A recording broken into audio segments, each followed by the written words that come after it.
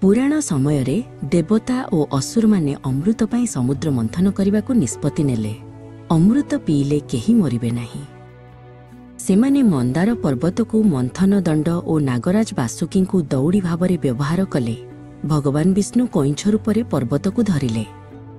मंथन आरंभ हैला। प्रथमे लक्ष्मी और पारिजात फूल भली अनेक सुंदर जिनिस बाहरिला। समस्ते बहुत खुशी हेले। किंतु हठात अमृत बदल रे भयंकर हलाहल विष बाहरिला। सेही विष निआं और धुआं परी चारिआडे व्यापीगला। हलाहल विषर उत्ताप एते प्रबल थिला जे एहा आकाश, पृथ्वी एवं समुद्र को जाळिबाकू लागिला। समस्त प्राणी दुखरे कांदिले। देवता और असुर माने निजर शत्रुता भूली जाई डरिकी दौड़िले। सेमाने जानिले जे केवल महादेव ही एही विपदरू सारा जगत को रक्षा करि परिबे। सेमाने कैलाश पर्वत को दौड़ी गले और दयालु भगवान शिव को प्रार्थना कले।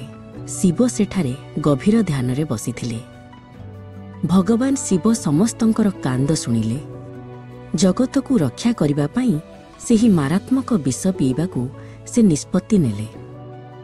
शिव महादेव निज हाथ पापुली रे सेही भयंकर हलाहल विष को धरिले एवं ताहाकू पीबा आरंभ कले। पार्वतींक साहाय्य रे विषटी तांको गळारे अटकी रहिला एवं ताहाकू नील करिदेला।